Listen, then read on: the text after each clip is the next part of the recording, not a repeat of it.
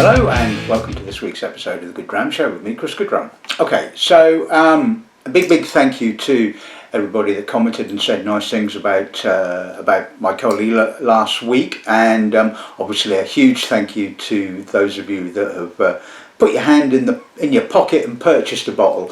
I think we're basically sales-wise, we're now probably around about sort of 66 bottles have been sold, which is like, I'm really chuffed about. And I would imagine that we'll probably sell the remaining bottles next month when we have the Nottingham Whisky Festival, and obviously over the Christmas period. So, oh God, yeah, we're not that far away from that time of the year. But anyway, so yes, a big thank you to all of you guys, and I'm just really chuffed that you're enjoying the whisky that I've chosen, and nobody's had a particularly bad word to say about it, which is nice, although last week's episode of the show did get a thumbs down from somebody, so which is a bit confusing because I don't know why I got a thumbs down. Maybe they just don't like me, I don't know. I don't think I'm a Marmite sort of person personally, but anyway, talking of Marmite and weird stuff, today's episode of the show, I thought it was about time I did some weird stuff, and of course that can only mean America, generally.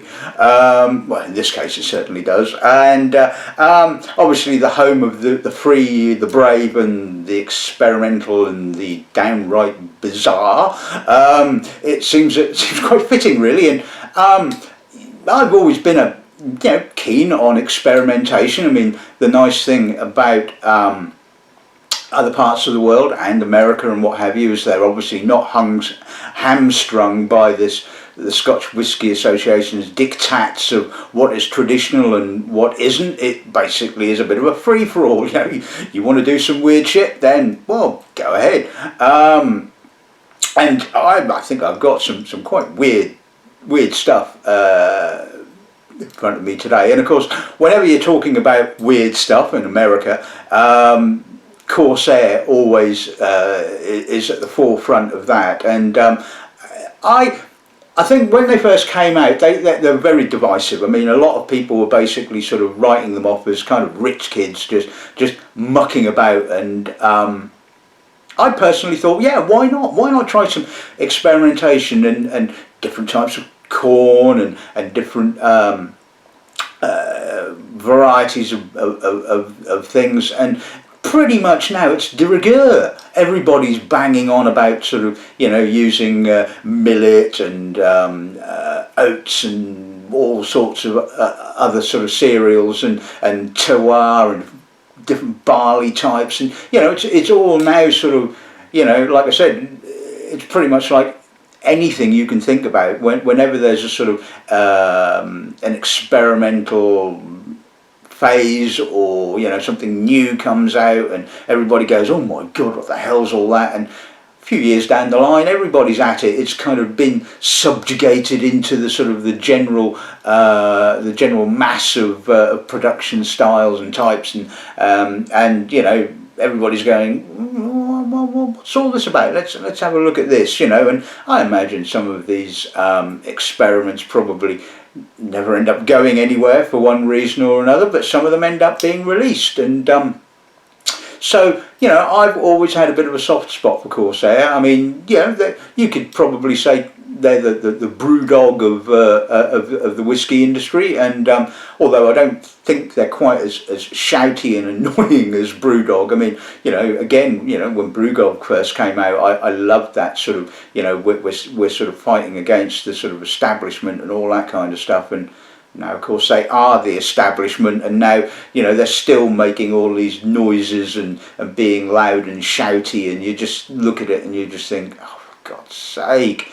At least I don't follow Corsair enough to know whether they do the same sort of thing, but they just seem to sort of get on with their experimentation and don't seem to make the same kind of ridiculous noises that Brewdog make. But anyway, so we'll have a look at obviously the each bottling individually as when I look at them. But I think this is going to be I think, a really interesting episode of the show, and hopefully you'll agree. So let's have a look and see what I've got in store for you.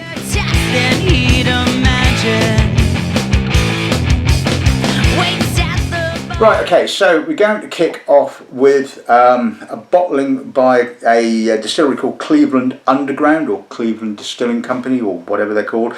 Like I said, this is the Uncommon Barrel Collection Black Cherrywood. Now, from what I've read about this technique, is that this chap ages the initial spirit in cask for around about sort of 6 months.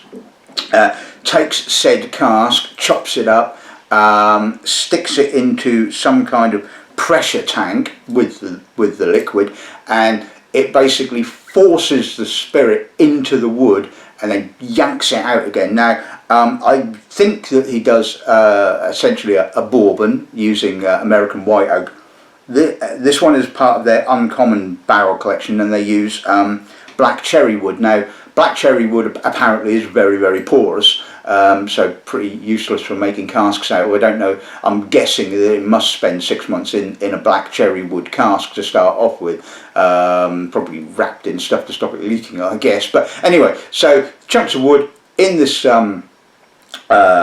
pressure tank, and you're ramming the spirit in, yanking it out. You know, I mean, this is not a subtle process at all, you know, and one imagines it's going to pull out hard tannins and all this kind of stuff, you know.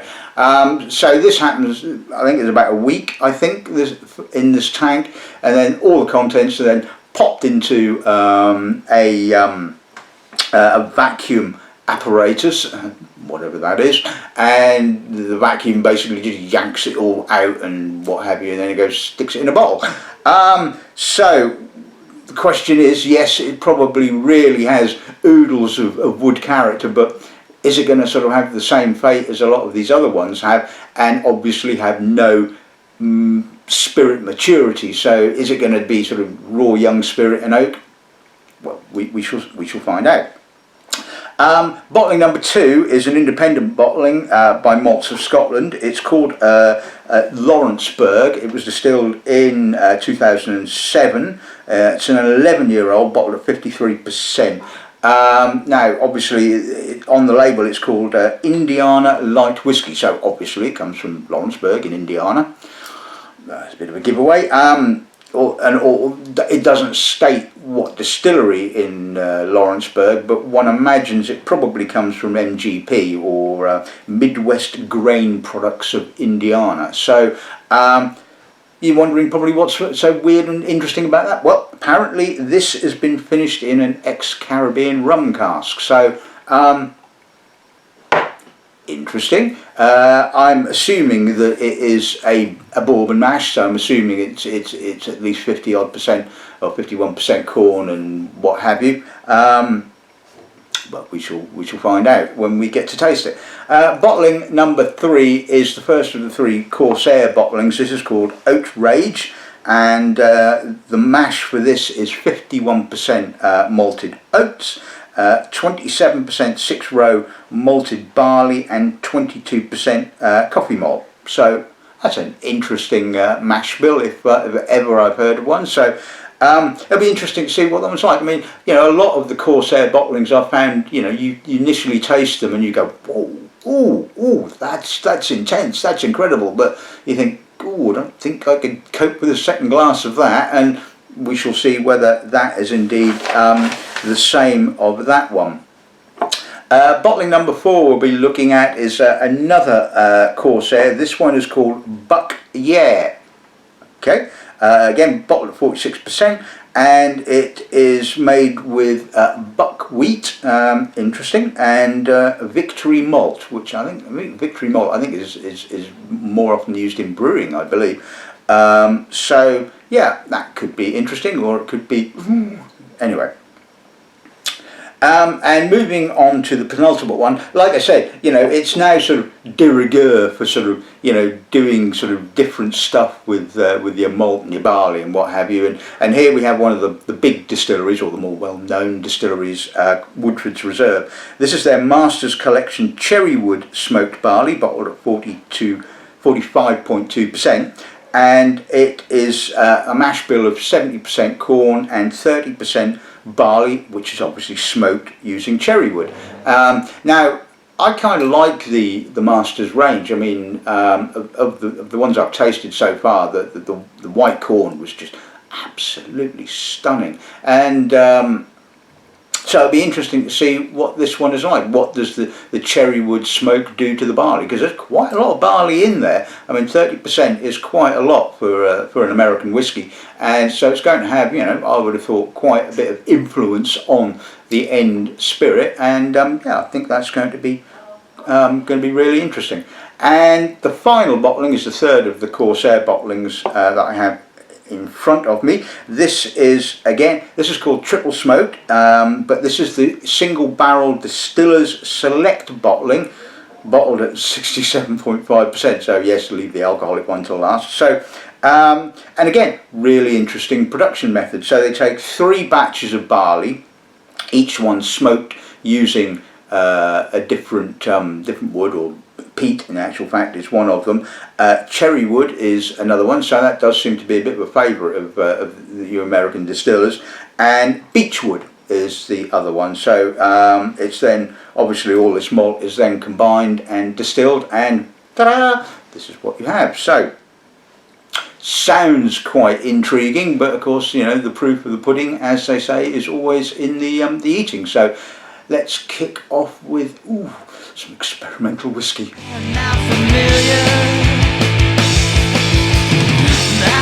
Okay, so preconceptions set to one side. Let's see what the nose gives us on this then, shall we? Right, yes, it has a lot of oak. So yes, this technique obviously works. There's some corn notes. There's a herbally sort of rye note, a touch of, now I don't know whether it's kind of, there is some cherry notes in there, but I'm certainly getting a touch of cherry, a little bit of orange, but there is that sort of slightly sort of burnt corn, young spirit character, which is what I was expecting. Now, I suppose you could argue that there is so much wood character here that it really kind of overlays the that sort of bitter corny kind of character, and I've come across a number of cheap young bourbons that have this kind of bitter corn or baked corn kind of character. So I think blind, if you didn't know what had actually happened to this, you'd think, yeah, okay, young, inexpensive bourbon, and to be honest, that's pretty much what it comes across like, you know. Let's see what it passes like.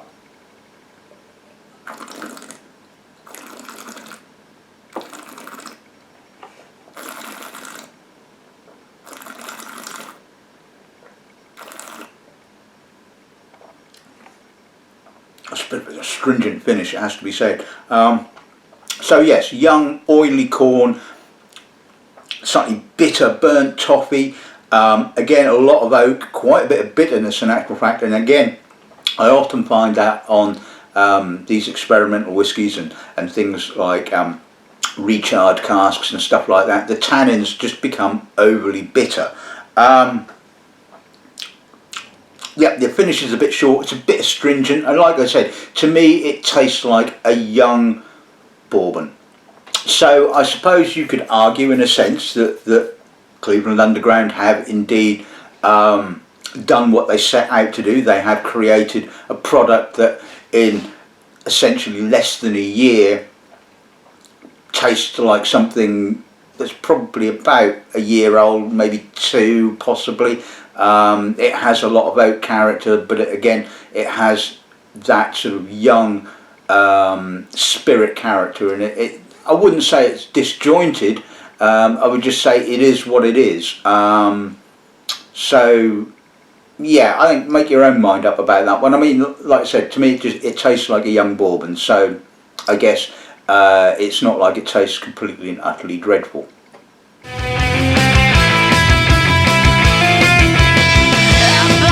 Okay, so let's move on to the Malts of Scotland Lawrenceburg. Let's see what the nose gives us on this thing, shall we? dense,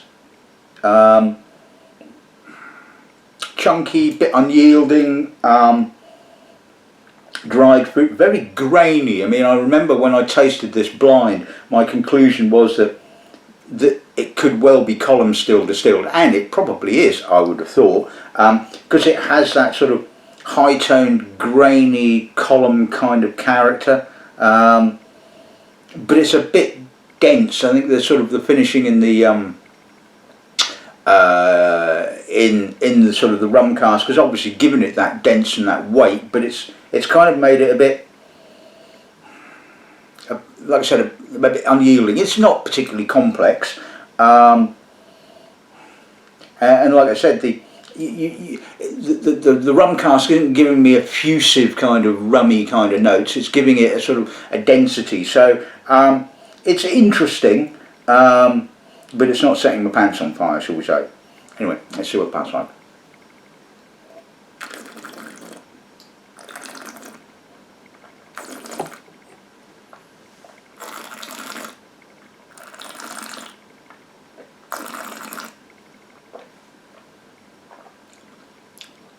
Quite light, again, column still kind of grainy character, a bit watery for 53%, it has to be said. That was quite surprising. A bit more rum character on the palate, a bit more of the dried fruits, a bit of oiliness, bit of gritty tannin on the aftertaste. I mean, yeah, again, pleasant, interesting. Wouldn't have picked it for an American whiskey whatsoever. Like I said, you know, to me it was a grain. It was a column still grain, and I suppose it's because it just doesn't have that sort of big vanilla-y kind of character that you kind of associate with American whiskies. And you know, not all American whiskies have buckets of vanilla. Maybe this wasn't initially aged in virgin oak casks. Don't know is the honest answer, but yeah, interesting. Certainly not unpleasant, but you know, it's not, again, like I said, not setting my pants on fire. Okay, so let's move on to the Oatrage. So let's see what the nose gives us on this end. Interesting. So oaty, very soft and oaty and rich, but the spirit is quite young. I'm getting sort of rose petal mar, bit of wheat flakes, obvious kind of coffee malt notes, boiled sweet. There's a touch of smoke there in the background. I mean, there's some lovely chocolatey sort of coffee kind of notes. It's nice. It's a bit of a, I wouldn't say unbalanced. It's a bit kind of untidy, possibly. I mean, you're getting that lovely soft oaty, sort of sweet oaty kind of character, and then you're getting this kind of slight sort of, you know, herbally kind of youthful marry kind of character, which is, I suppose you could say, it's adding an edge to it, but it's also slightly jarring as well. But you know, I kind of quite like it. It appeals to my kind of you know, slightly sort of warped sense, I suppose. It's not absolutely horrible at all. You know, it's really intriguing. It's interesting. I mean, I'd have loved to have seen this with maybe a bit more maturity. So maybe losing a little bit of that rawness from the spirit. I think this could have been really, really intriguing. And I'm assuming that they have some casks of this that are aging, because I would love to see this with a bit more age under its belt. Anyway, let's see what the pal's like.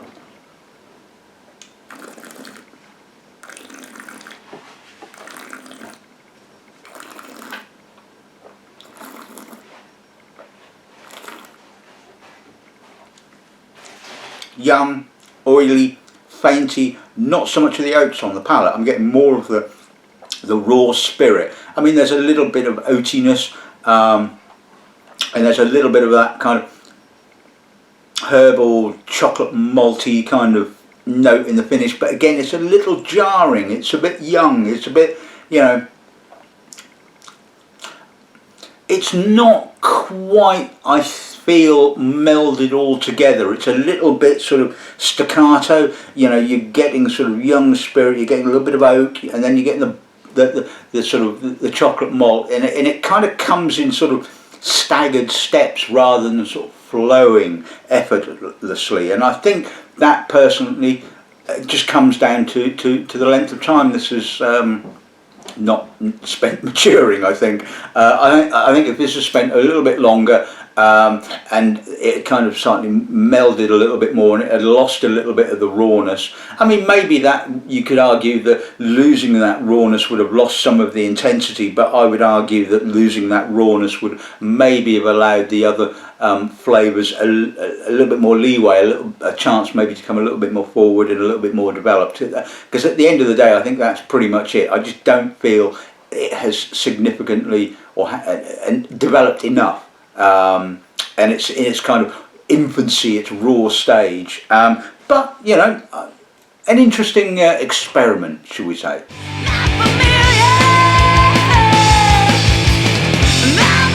So let's move on to the Buckyear. This is bottled at 46%, and so made with buckwheat and Victory malt. Now that's quite a nice nose. It's quite chunky, quite treacly. Again, there's that youthful, boiled sweets, marry kind of character. There's quite a hoppiness. Maybe there's a sort of almost kind of slightly rye-like sort of note coming through. So maybe there is some rye in the mash bill. It certainly has a sort of pseudo wheaty kind of character. It's not quite as dark as I often find with wheated bourbons. Bit of oily marzipan, a bit of nascent oak. Again, I just don't think this has really had long enough to mature. It's still a little on the raw side, but interesting. And I think if this had been left a little bit longer in the cask, like I said, it might have been more together, should we say. Anyway, let's see what the pat's like.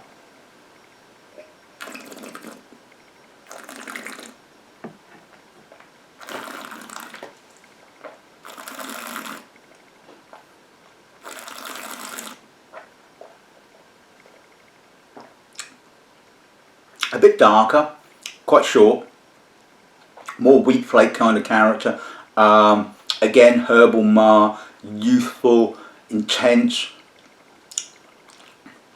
slight spicy aftertaste, quite tannic as well in actual fact. I mean, yeah, that's a bit kind of odd that it's pulled out so much tannin, yet not so much in the way of vanillins and softness that you would expect. But again, it just feels pretty young. It feels pretty sort of raw, and I really think that could have done with just more time. And again, an interesting experiment, and one can see why that they wanted to kind of get these products out there to say, look, you know, this is what we're playing around with. But you know, as with the Cleveland Underground bottling, you cannot cheat time. At the end of the day, it's something that you just got to let your spirit mature, and you know, bottle it when it's ready for bottling. And too many of these experimental whiskies are just bottled far too young,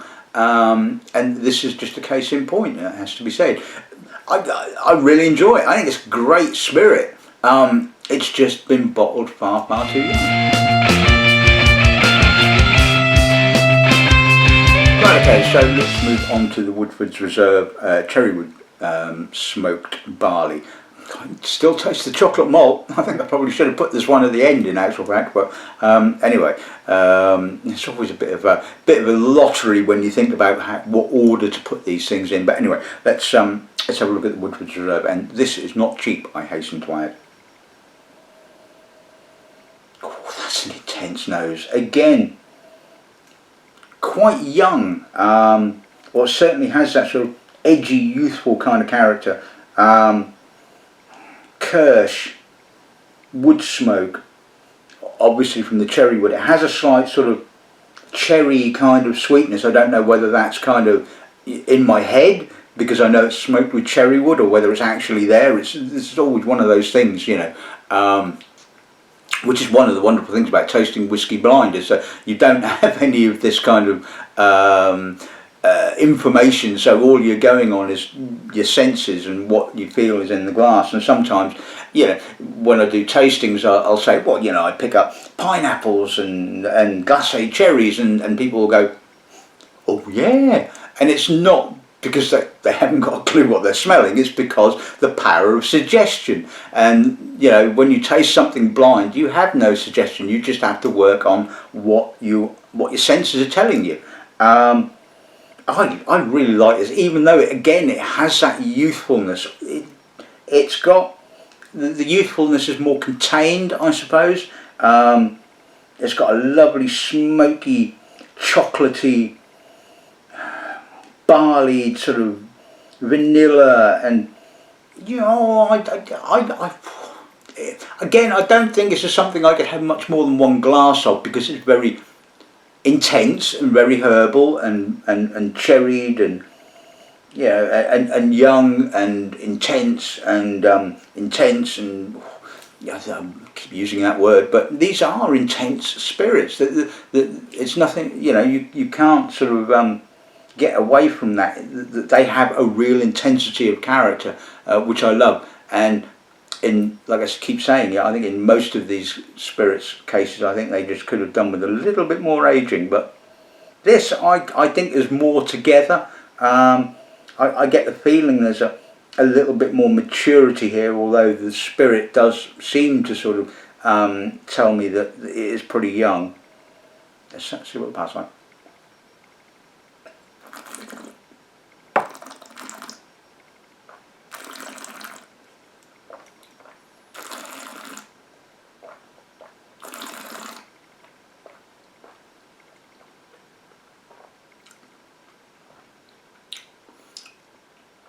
That's an intense finish.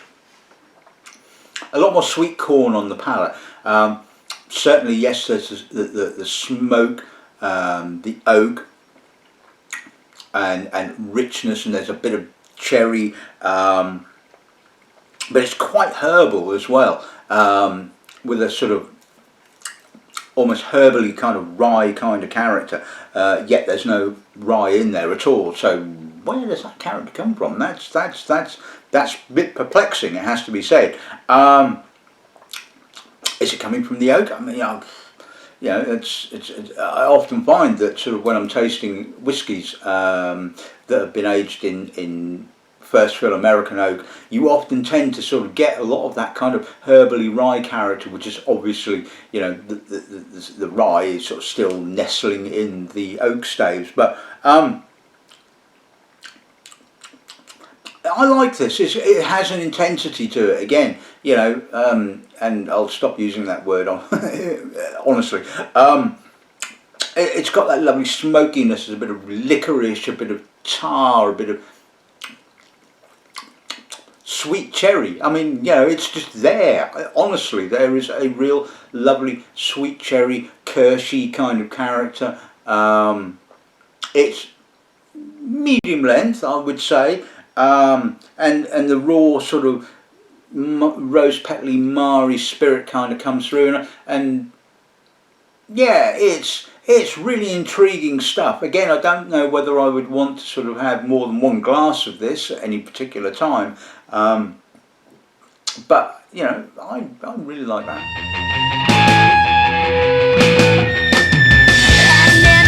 Right, okay, and finally we're on to the triple smoked single barrel Distillers Select. Let's see what the nose gives us on this end, shall we?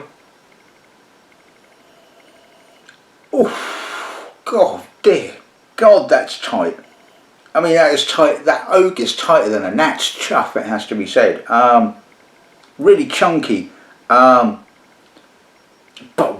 wow, I mean, complexity off the scale. I mean, fragrant oak, smoke, tar, treacle, boiled sweets, camphor, tobacco leaf, rubber, yep, bit of rubber, herbal tar, creosote. Oh dear God, that's got some complexity and some intensity. I'm getting some astringent smoke, mate. I'm guessing it's the beech wood because it doesn't. I can smell that sort of slightly sweeter cherry kind of note. Certainly from what I got in the Woodford's Reserve. Obviously the sort of tar and sort of more stringent notes are probably coming from the peat. Just dear God, that's intense. I mean, the intensity of that is just off the scale. I mean, let's see what the power's like.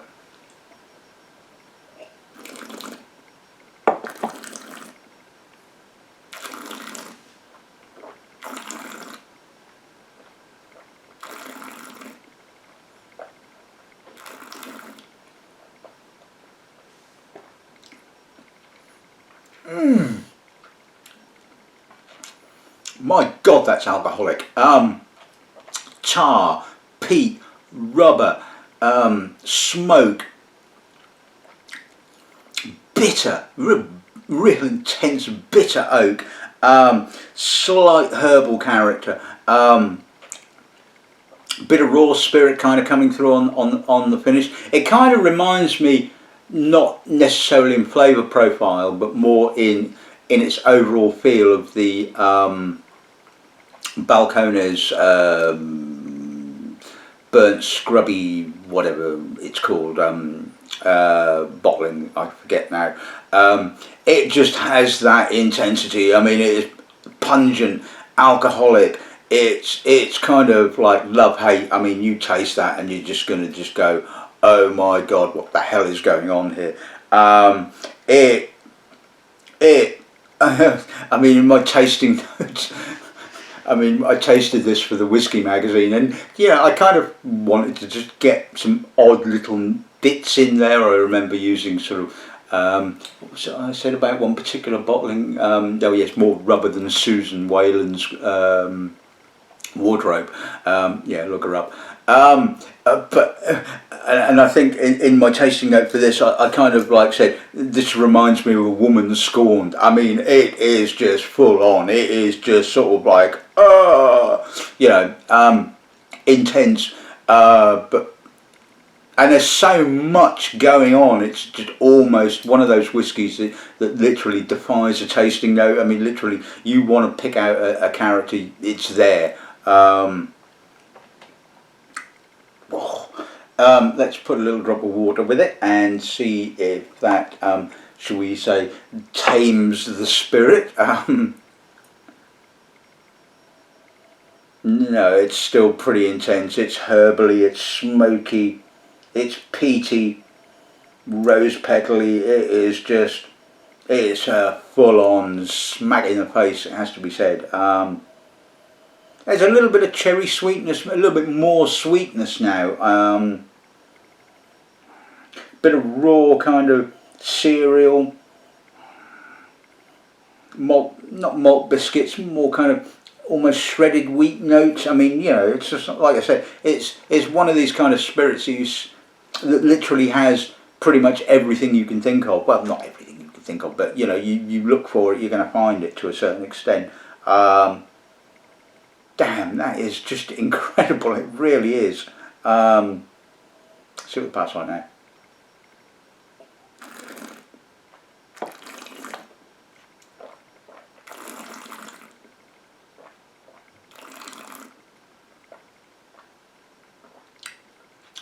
More cherry sweetness actually. Still quite intense. Still quite bitter. Quite lovely sort of soft smokiness, a little bit of peatiness, but really still quite herbal, still quite intense. Almost kind of green kind of wood note, that sort of mouth-puckering green oak kind of character. Just stunning, absolutely stunning, it has to be said.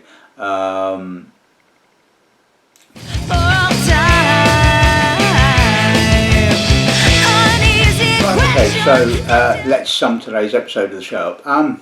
As I expected, pretty interesting stuff, it has to be said. Weird old American stuff. The Cleveland Underground bottling, well, I suppose you could argue that the method of production certainly works. It tastes like a sort of young, uninvolved bourbon whiskey at the end of the day, with a bit of cherry kind of character. So yes, it works. This whole sort of pressurization and what have you does produce something drinkable, I suppose, at the end of the day.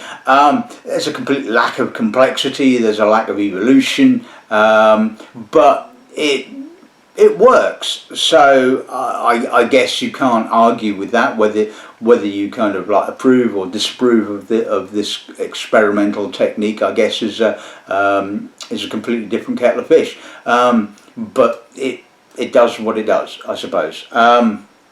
The Malts of Scotland Lawrenceburg, yeah, okay, it was okay. Like I said, it certainly didn't kind of come across as an American whiskey whatsoever, and I don't know what it retailed for. I'm guessing it probably wasn't particularly cheap, but like I said, it didn't really excite me. It was nothing really that great at the end of the day. The Outrage, like a lot of their bottlings, the Corsair bottlings, they just seem to be a little bit too young, and the Outrage was interesting. It certainly had plenty of oak kind of character, but at the end of the day it just didn't have enough evolution, in my personal opinion. The Buck, yeah, you could apply the same criticism, I suppose. Again, interesting character, but just not enough kind of maturity. The Woodford Reserve, impressive, it has to be said. But again, it's not going to be everybody's cup of tea. There was a certain astringency, a certain youthfulness, but it just seemed a little bit more evolved. And like I said, I think that the most interesting bottling that they've done in that particular range is the white corn bottling, because it was just sort of really intriguing. It had a more kind of citrus kind of character. I don't know. Okay, so let's sum today's episode of the show up. The Cleveland Underground Black Cherrywood thing. No.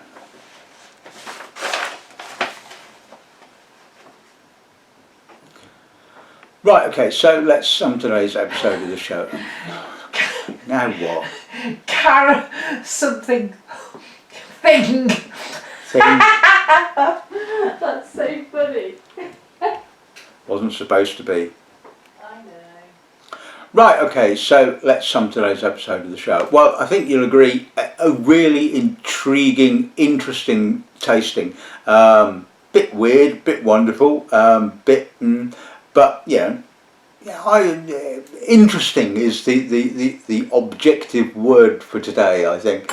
The Cleveland Underground bottling, well, I mean, you can't argue that the process works. It produces something drinkable in a very short period of time. It doesn't really have any complexity. It is pretty much wood dominated, as you would kind of expect. There's no maturity to the spirit, but it practically, if you tasted this blind, you would just guess it was kind of a young bourbon. So yes, on the one hand, they've created something that's eminently drinkable in a fraction of the time, but it just lacks complexity and it lacks real interest, I think. The Malts of Scotland Lawrenceburg, interesting. Like I said, wouldn't have pegged it for an American whiskey. probably quite expensive, I would have thought, and yeah, it's not kind of setting my pants on fire. It's okay at the end of the day. The Corsair Oatrage, like a number of their bottlings, really intriguing, really interesting, but just lacking maturity, I think, at the end of the day. And I would have liked to have seen this with just a little bit more aging, and that's pretty much about it, I suppose. And pretty much the same can be said for the Buck. Yeah, again, really interesting bottling, just in my personal opinion, just bottled far too soon. The Woodford's Reserve Cherrywood smoked barley, yeah, really interesting. A little bit more complexity, a little bit more age, but not a huge amount. Again, it still had that youthfulness, but just sort of, it felt a little bit more evolved than the other bottlings. So yeah, really quite intriguing. And the Corsair triple smoked, well, you know, intensity off the scale, it has to be said. You know, you certainly couldn't say that that's a shy and retiring whiskey. Whether you'd want to drink sort of more than one glass of that, of course, is open to opinion. But really intriguing, and it just goes to show you that some experiments certainly work slightly better than others. So yeah, that's this week's episode of the show in the bag. I've thoroughly enjoyed it. It's been really intriguing to go back and retaste these after so many years, and a number of these, I forget when I tasted these originally, probably 3-4 years ago, I suppose. And yeah, I hope you've enjoyed this week's episode of the show, and